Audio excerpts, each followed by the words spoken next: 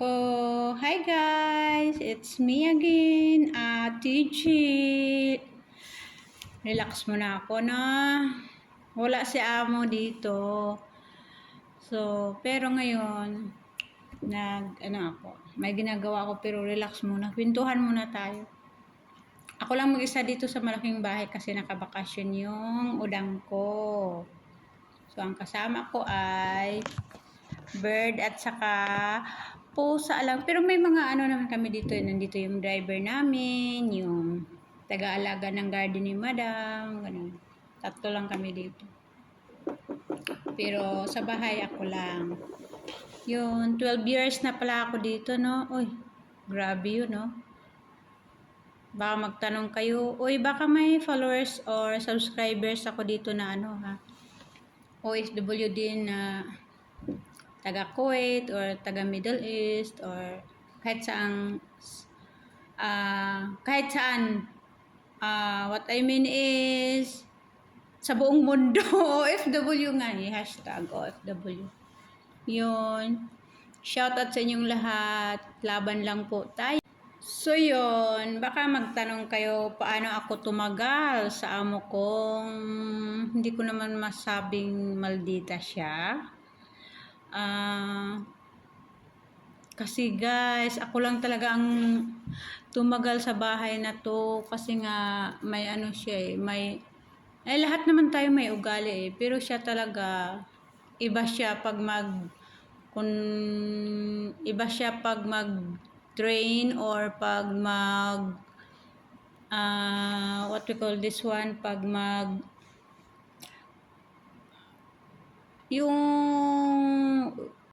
yung pagdisiplina sa baguhan dito sa bahay niya. Kaya parang ako lang talaga yung nakakaintindi sa kanya ng to the max na pagkakaintindi sa ugali niya, na kung anong meron siya. Kasi guys, mahirap talaga. Hindi ko alam pare-pareho sila or hindi ko alam na pareho ba silang mga amo na ganyan o siya lang or kadalasan ganyan sa kanila. Ganon. Pero nakuha ko naman yung ano niya kasi ang ano kasi naming dalawa, lalo na ako tumatagal na ako dito, parang kabisado niya na rin yung ugali ko. Like ngayon, tips lang ito ha, doon sa mga katulad ko na matagal na rin or bago sa trabaho ninyo, sa amo ninyo, para magkalapit yung loob nyo. First thing, lulugar ka talaga kung saan ka lugar.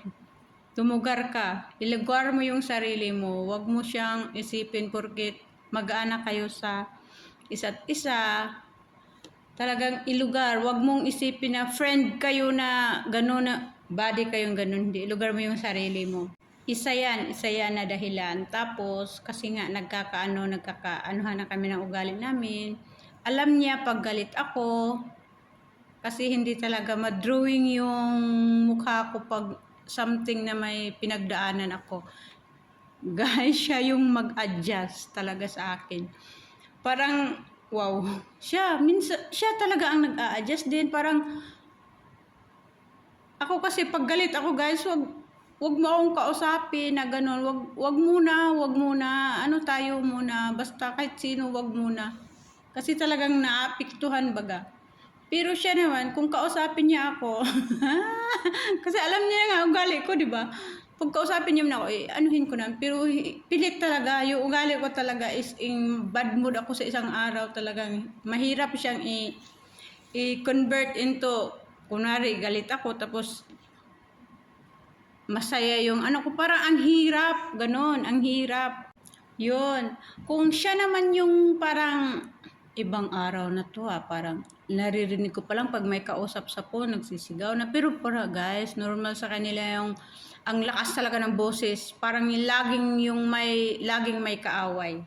Ewan ko pero talaga siya parang, kung bago ka talaga at hindi mo siya maintindihan na ganon, talagang matatakot ka na bakit ganon yung feeling. Pag naririnig ko siyang ganon na bad mood talaga din sa sa araw or sa araw na to. Ako naman yung tahimik lang din. Ayoko siyang ipupush. Ayoko siyang, kung may problema, doon ako gagrab ng opportunity na sabihin ko, Madam, may ganito, may problema ang ating... No. Hindi ko siyang gagawin ganun. Hindi ko muna. Papalipas ko muna isang araw, 2 araw, hanggat okay na siya, ganun. Pero, kung importante talaga na kailangan ko siyang sabihin, sasabihin ko in a good way, in a nice way, yung dahan-dahan lang. Kasi nga, alam kong bad mood siya ngayong araw ganun, ganun. So yun, nagkaintindihan kami sa ganyong paraan. Pero may mga ibang sitwasyon talaga na yung talagang tao lang tayo po. Talagang may tayo ugali talaga, lalo na pag yung galit na galit ka na parang hindi mo na maano mo yung sarili mo, makontrol. Sometimes talaga po masagot ko siya, tapos syempre nasasaktan din siya, sabihin na naman niya sa akin na hindi mo na ako nirerespeto, ganon. Uy, bakit naiyak ako? Uy, sabi ko, hindi naman sa ganon na hindi kita... at the end of the day, magsusuri talaga after ng mga pangyayaring may conversation kami na talagang need ko siyang sagutin. Pero magsusuri talaga ako. Siyempre talaga, kasi ang taas ng respeto ko, inisip ko naman siya na for how many years mama ko na, ay parang mother ko na din siya dito. Sa akin lang yun Totoo yun. Totoo yun. Mahal ko yun. Kahit sabi nga nila, maldita! Pero mahal na mahal ko talaga yung udang ko na yan. Isa sa dahilan din na nagtagal ako dito, ayoko na yung papalit-palit ng by a chance. Ayoko muna magpalit-palit kasi kabisado ko na dito at kailangan ko pa ng trabaho. Kung gustuhin ko mang umalis dito, pero need ko pa siya at siya, dito na lang din. Parang mahirap na kasi hanap ka ng iba, mag-a-adjust ka naman. At least dito, alam mo na mga ugali. Pero gusto ko na talagang umalis din dito. Pero sa ngayon, naaawa ako sa kanya kasi wala pa siyang nakikitang magiging kasama ko dito. As for now, ako lang talaga mag-isa for 1 year na. I think 1 year na. Opo. Yun. Kaya kahit may mga hidwaan kami, kami nga lang pong dalawa dito. Magkakaganyan pa kami talaga. Once may isang araw talaga na hindi kami magkikita sa laki ng bahay kasi aalis siya. Minsan busy ako, rest time ko, aalis siya, babalik siya gabi na. Ganun, may pangyayari talagang ganun.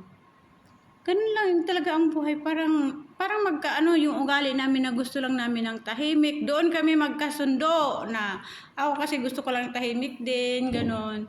Siya din gusto lang din. So, swak kami sa ganung paraan. Pero kung sa maldita talaga siya, syempre amo siya. Pero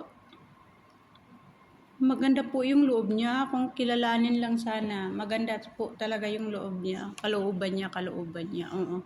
She has a good heart. Guys, see you next time. Kwentuhan tayo next time. Gusto ko lang makipagkwentuhan. Wala akong makwentuhan dito Kayo lang. Okay, thank you po. Subscribe for more. God bless you. I am G. Tawagin nyo na lang akong Ate G. Okay, bye-bye. God bless you po. Ingat.